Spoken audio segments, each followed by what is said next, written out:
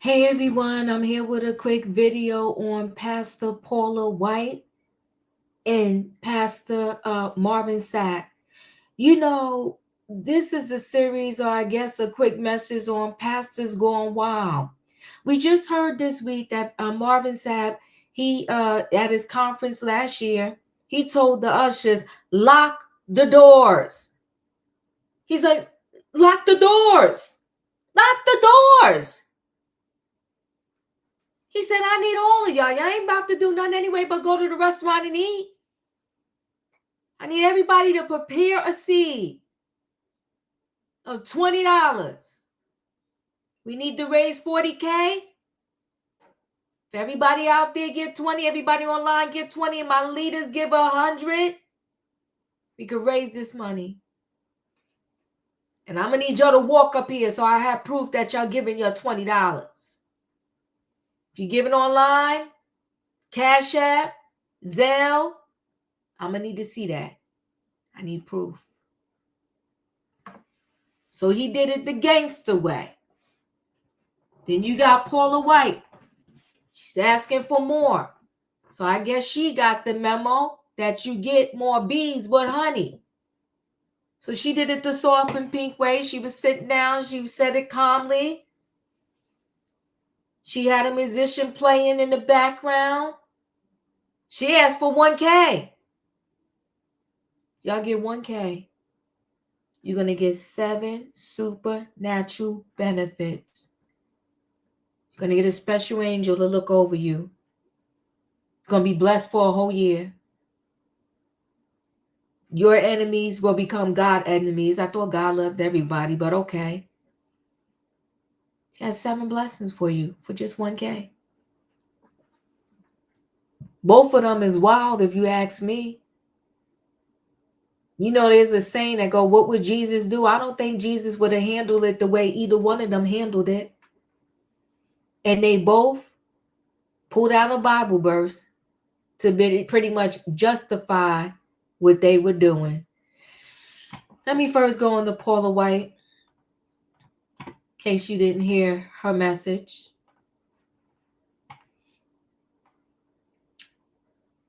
So a new low, White House faith advisor Paula White came under fire for offering prosperity, long life if you send her $1,000.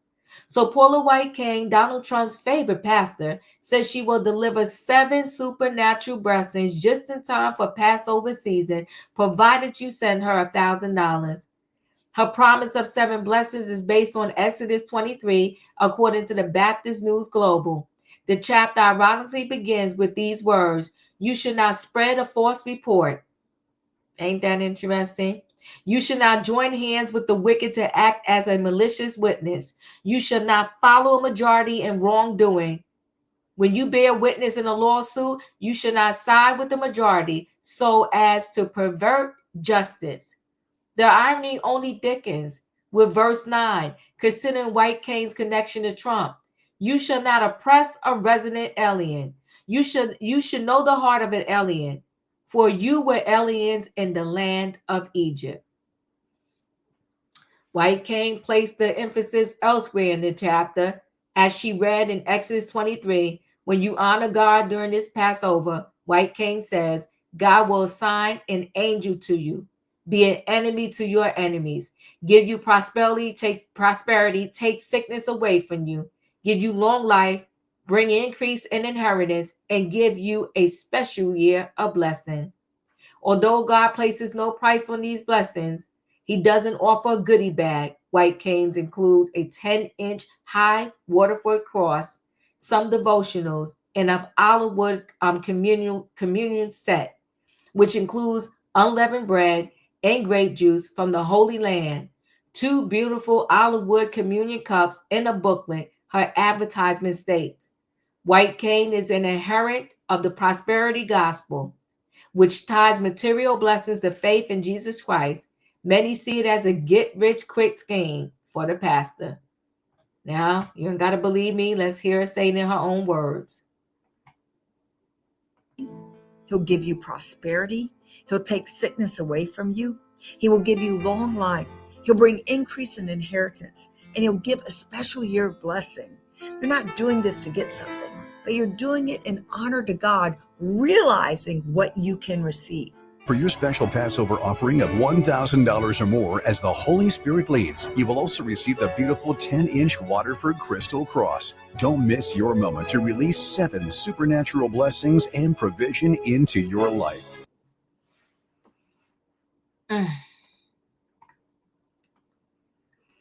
She is also in hot water with members of the rock band Journey. White Kane recently married Journey's keyboardist and rhythm guitarist Jonathan Kane, who has been feuding with lead guitarist Neil over the band's finances.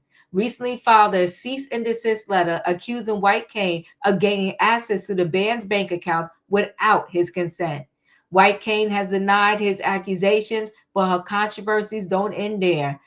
Mentored by Bishop T.D. Jakes, White Kane's Church, the New Destiny Christian Center in Central Florida, once had a congregation of predominantly Black worshipers, but many were alienated by her full-throated endorsement of Donald Trump and have left the church. She has now remained loyal to Trump, adopting the president's cult of victimhood, and has claimed that evangelists has most loyal supporters are under attack from evil forces in the secular society. In 2019, White Kane told followers some states have already passed laws declaring the Bible as hate speech. No such laws exist, and insisted that America's survival was dependent on the confirmation of Trump's judicial nominees. Following the 2020 election, White Kane prayed for the Angels of Africa and South America to reverse the outcome in favor of Trump.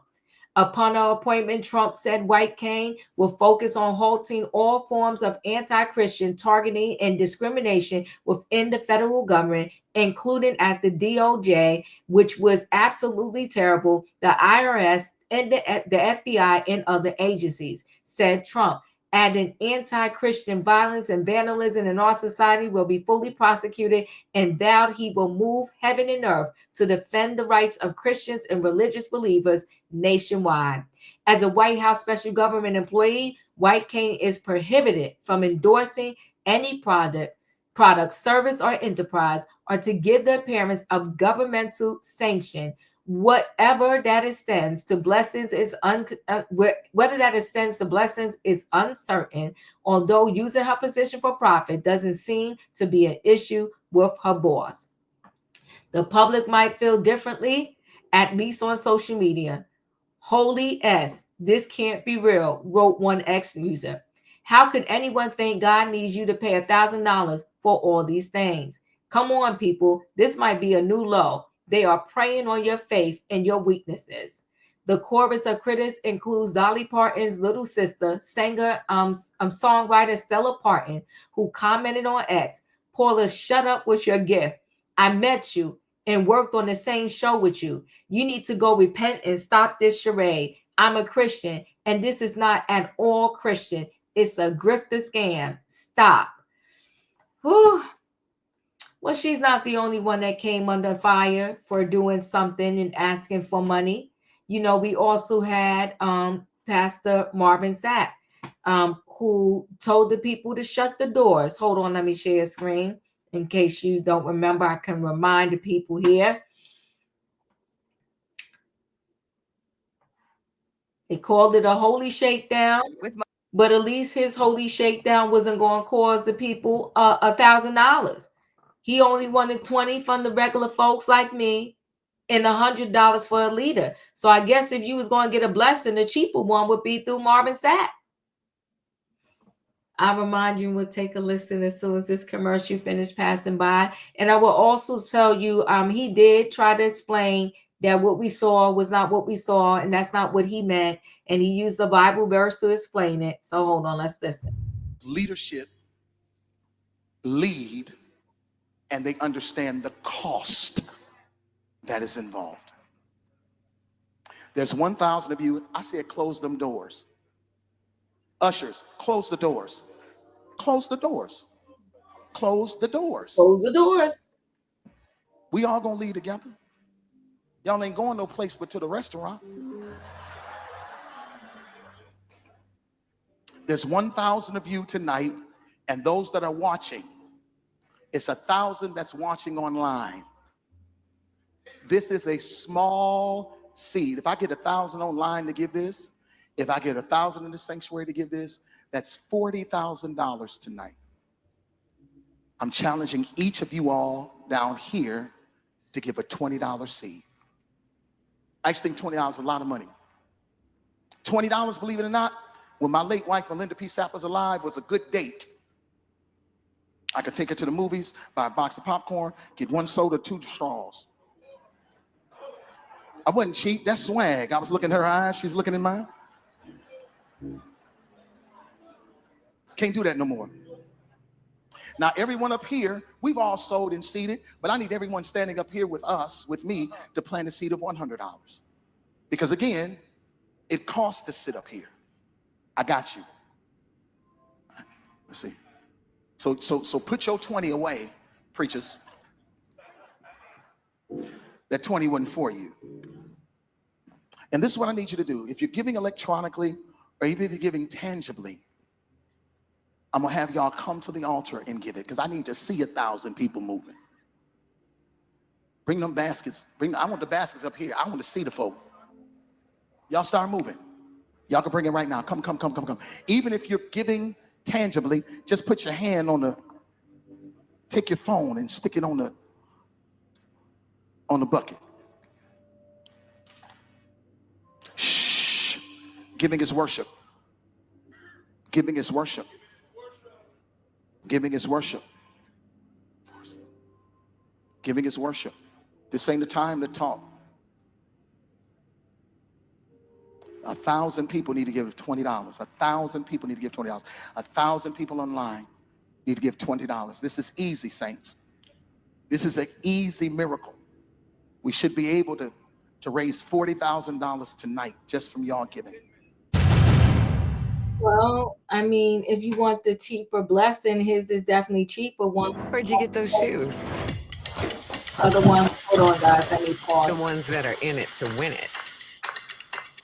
One wants $20 dollars. The other one wants $1K. He's a cheaper blessing. Now, Pastor John Gray tried to help explain away what Marvin Sapp was really trying to do. Hold on, let's listen.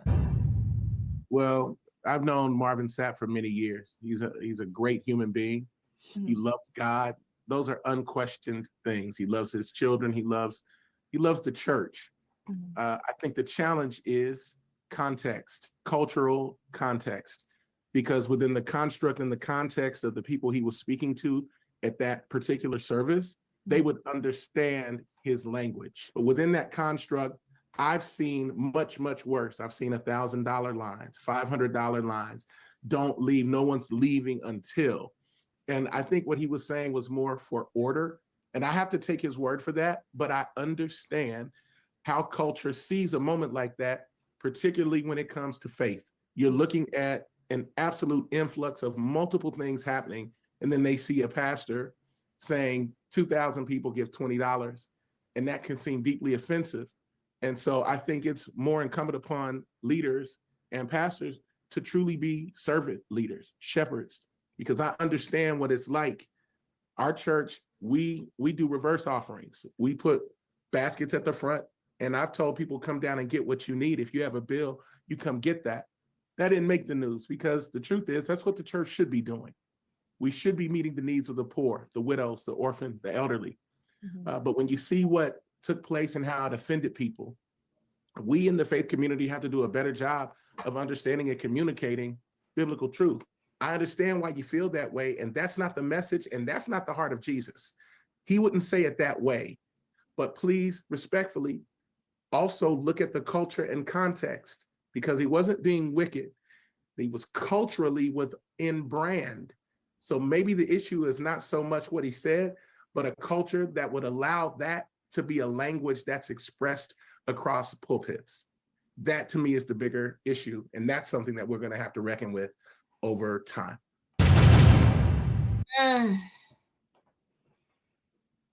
I think that in certain positions, and I said this many times on my channel, You have a higher level of responsibility depending upon what position you're in. And when you are in a position of being a religious leader, you have a high level of responsibility to not make the people feel like they're bullied or they're going to be less than or not going to be blessed unless they come up with $1,000 or $20 or whatever the case may be. I do get that churches, and they need money to run. They got to pay for the actual facility of the building, the lights, all of this, so forth and so on. So I'm not against money being asked for, but I'm against it being asked for in the way that both of these people, pastors, ask for it. Listen, guys, chat with me in the comments, and when I get opportunity, I will chat back. If you're not a subscriber, subscribe. Hit the notification bell so that every time I upload a video, you will be notified. If you are a subscriber, welcome back. Everybody, thanks for watching. Let me know your thoughts. Chat with me. I'll chat back. I'll see you in the next video.